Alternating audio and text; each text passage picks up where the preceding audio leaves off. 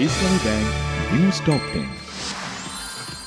ঢাকা বিশ্ববিদ্যালয় কেন্দ্রীয় ছাত্র সংসদ ডাকসু নির্বাচন আগামী ৯ সেপ্টেম্বর বিকেলে তফসিল ঘোষণা করেছে এ নির্বাচনের দায়িত্বপ্রাপ্ত কমিশন। আওয়ামী লীগ আমলে গুম খুনের শিকার পরিবারগুলোর জন্য কিছু করেনি এ সরকার, অভিযোগ বিএনপি মহাসচিব মির্জা ফখরুল ইসলাম আলমগীরের।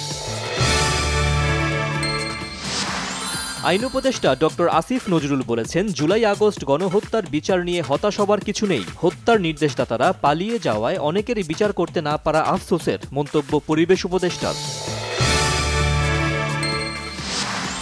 ৩১ জুলাইয়ের মধ্যে একমত হওয়া বিষয়গুলোর চূড়ান্ত রূপ দিতে হবে বলেছেন জাতীয় ঐকমত্য কমিশনের সহসভাপতি ডক্টর আলী রিয়াজ। বিশ্বব্যাপী একাধিপত্য প্রতিষ্ঠায় যুক্তরাষ্ট্র অতিরিক্ত শুল্ক আরোপ করেছে, অভিযোগ চীনের রাষ্ট্রদূত ইয়াও ওয়েনের। মাইলস্টোন স্কুল অ্যান্ড কলেজে বিমান দুর্ঘটনায় আহত ৩৩ জন ভর্তি রোগী এখনও জাতীয় বার্ন ইনস্টিটিউটে চিকিৎসাধীন, ব্রিফিংয়ে তথ্য। ছাত্র রাজনীতি বন্ধের দাবি নিয়ে সংঘর্ষের ঘটনায় ৫ মাস বন্ধ থাকার পর খুলেছে খুলনা প্রকৌশল ও প্রযুক্তি বিশ্ববিদ্যালয় কুয়েট।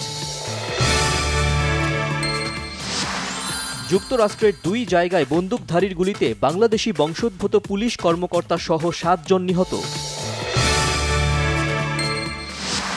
২০২৬ নারী এশিয়ান কাপ ফুটবলের ড্র অনুষ্ঠিত। বি গ্রুপে খেলবে বাংলাদেশ। আগামী বছর ১ মার্চ শুরু হবে এ টুর্নামেন্ট।